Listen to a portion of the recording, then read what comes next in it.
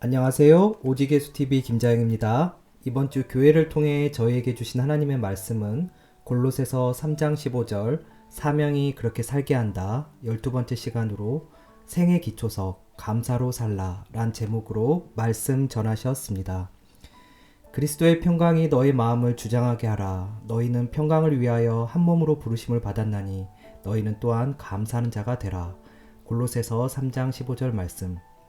오늘의 설교 목적입니다. 생애 기초석, 감사로 살라라는 의미를 깨닫는 것입니다. 믿음과 종교성은 구별해야 합니다. 신적 능력을 빌어 우리 삶에 처한 어려움을 직접적으로 해결받고자 하는 것이 종교성입니다. 신을 의지하면 당면한 문제가 해결될 거라는 것이 이단과 사이비가 강조하는 것입니다. 오늘 본문인 1세기 골로새 지방에는 많은 이단과 사이비가 있었습니다. 그래서 복음과 현실 사이에서 흔들리는 하나님의 사람이 있었습니다. 바로 그때 사도 바울이 그런 골로새 교인들에게 보낸 편지가 이 골로새서입니다. 만일 너희가 믿음에 거하고 터 위에 굳게 서서 너희 들은 바 복음의 소망에서 흔들리지 아니하면 그리하리라. 이 복음은 천하 만민에게 전파된 바요. 나 바울은 이 복음의 일꾼이 되었노라. 골로새서 1장 23절 말씀. 골로새서는 예수님이 그리스도라는 것을 증거합니다. 우리 삶에 이런 것 저런 것이 있어야 돼 하고 말하는 것이 아니라 예수님이 구원자라는 것입니다.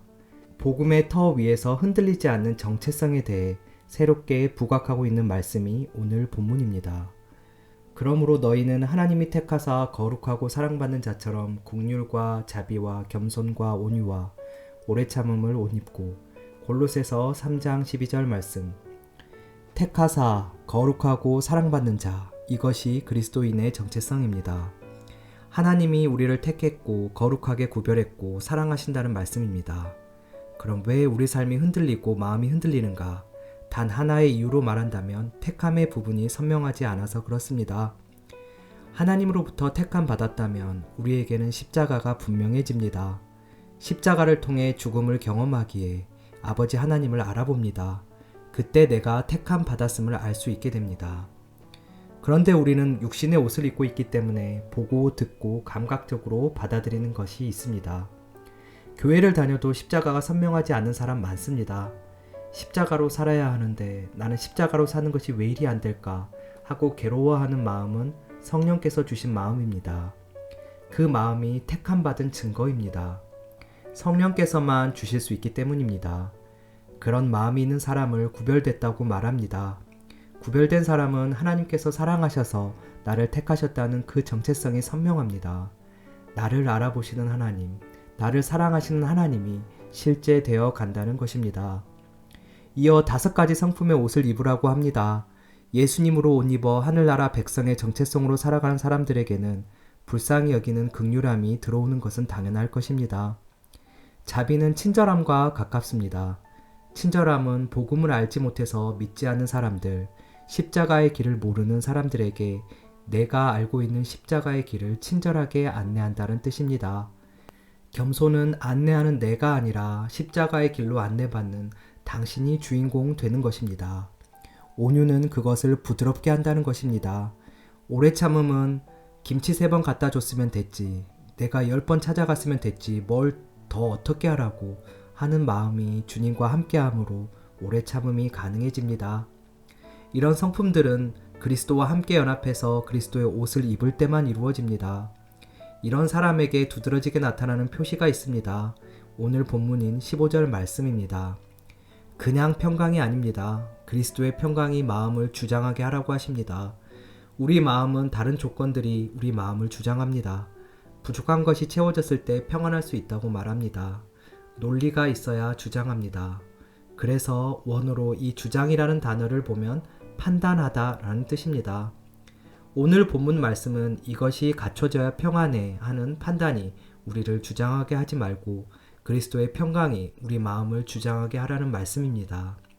이것은 조건에 의해서 상대적으로 주어지는 평강이 아니라 그리스도로 인한 절대 평강입니다.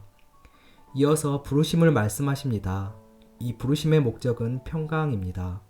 평강을 위해서 한 몸으로 공동체로 부르심을 받았습니다.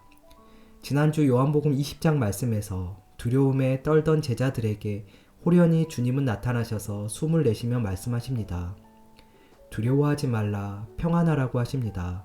문제가 있으면 문제를 해결해야 맞는데 주님께서는 하고 호흡하시며 먼저 평안하라고 하십니다. 그리스도의 평안이 우리 마음을 주장하게 하라는 것입니다. 그런데 우리는 은혜 받으면 모두 감사할 수 있을 거라고 생각합니다. 절대 그렇지 않습니다. 누가복음 17장을 보면 나병 환자 10명이 예수님으로부터 고침을 받습니다. 병이 나았음을 제사장에게 보이러 가는 도중에 그들 모두가 깨끗해졌습니다. 은혜 받았습니다. 완전히 망한 인생이 사회에 복귀할 수 있게 됐습니다. 그런데 10명 가운데 단 1명만 예수님께 감사하러 돌아옵니다. 감사는 예수 그리스도가 기초되었을 때 나오는 현상입니다. 너희는 택함받았고 구별되었고 내가 사랑하는 백성이다. 반드시 그리스도로 옷 입어야 한다. 그때 조건에 의한 감사가 아니라 실제 예수님의 옷을 입음으로 감사함으로 살 수 있는 것입니다. 예수님께서는 그 한 명에게 너의 믿음이 너를 구원했다고 하십니다. 은혜 받았다고, 치유받았다고, 성령의 역사를 받았다고 그것 자체가 구원이 아닙니다. 구원은 실제 예수 그리스도와 함께 연합하여 그리스도의 옷을 입었을 때 구원입니다. 그때 감사를 불러옵니다. 그 감사가 절대 평강으로 인도합니다. 아무것도 염려하지 말고 다만 모든 일에 기도와 간구로 너희 구할 것을 감사함으로 하나님께 아뢰라. 그리하면 모든 지각에 뛰어난 하나님의 평강이 그리스도 예수 안에서 너희 마음과 생각을 지키시리라. 빌립보서 4장 6절에서 7절 말씀. 감사함으로 모든 것을 아뢰라고 하시는데 그럼 마음과 생각을 지켜주신다고 합니다. 돈을 구했는데 돈이 채워지는 것이 아니라 하나님의 평강이 우리 마음과 생각을 지키신다고 하십니다. 우리가 구할 것은 이 평강입니다. 우리는 이 평강을 위해 그리스도의 몸으로 부름받았습니다. 거지 나사로가 천국에 갑니다. 거지 나사로는 살이 헤어지고 헐어서 개가 자기 상처를 핥는 상황을 겪습니다. 주님을 알고 신실하게 믿었는데 부잣집 앞에 가서 구걸해야 했습니다. 개가 자신의 상처를 핥는 상황을 바라보는 자신은 어땠을까요?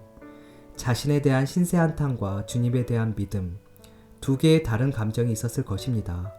그런데 주님 안으로 들어갈수록 이 양가 감정은 없어집니다.